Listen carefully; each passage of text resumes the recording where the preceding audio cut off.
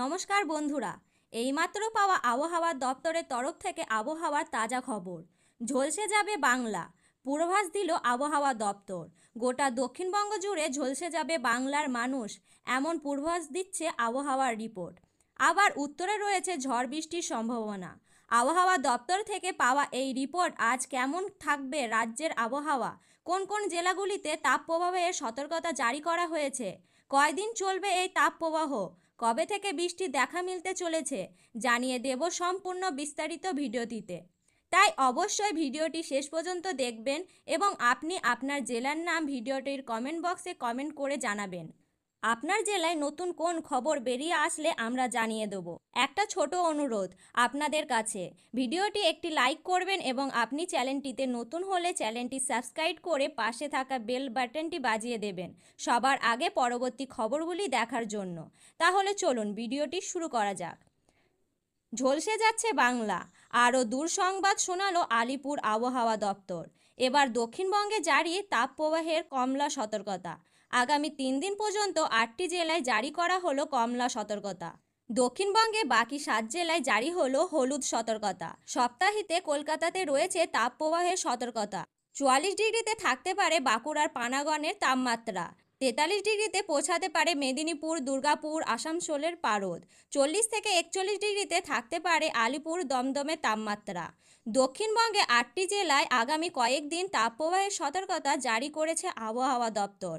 পুরুলিয়া, বাঁকুড়া, ঝাড়খণ্ড, 2 বর্ধমান, 2 মেদিনীপুর ও দক্ষিণ 24 পরগনা জেলার পরিস্থিতি আরও খারাপ হতে পারে। পরিস্থিতি বুঝে নবান্নের বিশেষ বৈঠক বসিয়েছেন মুখ্য সচিব। ভার্চুয়াল বৈঠকে ছিলেন জনস্বার্থের কারিগরি দপ্তর সচিব। জেলা শাসকরা উপস্থিত ছিলেন সেখানে। তবে এইসবের মধ্যে সহায় কেবল জোড়া ঘূর্ণিবৎ। তার ঘরে অবশ্যই দক্ষিণে খুব একটা স্বস্তি মিলবে না। উত্তরে রয়েছে বৃষ্টির আভাস। উত্তরবঙ্গের বিক্ষিপ্ত ঝড় বৃষ্টির হলুদ সতর্কতা জারি করা হয়েছে। উত্তরে দার্জিলিং, কালিম্পং, জলপাইগুড়িতে আগামী 4 দিন বিকালের দিকে বিক্ষিপ্ত হালকা বা মাঝারি বজ্রসহ বৃষ্টির পূর্বাভাস রয়েছে।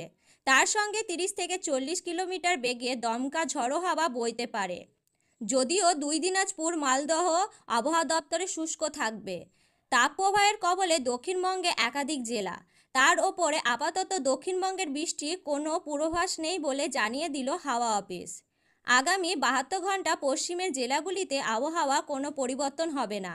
বেলা 12টার পর থেকে বিকেল 4টে পর্যন্ত রাস্তায় প্রয়োজন ছাড়া না বেরোনোর পরামর্শ দেওয়া হয়েছে। বাংলাদেশের আবহাওয়ার খবর এক নজরে।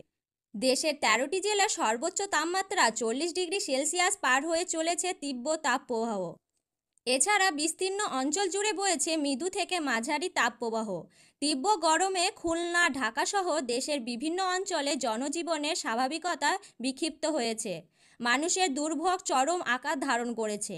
শ্রমজীবন মানুষ, শিশু ও বৃদ্ধদের কষ্টের কোনো সীমা নেই।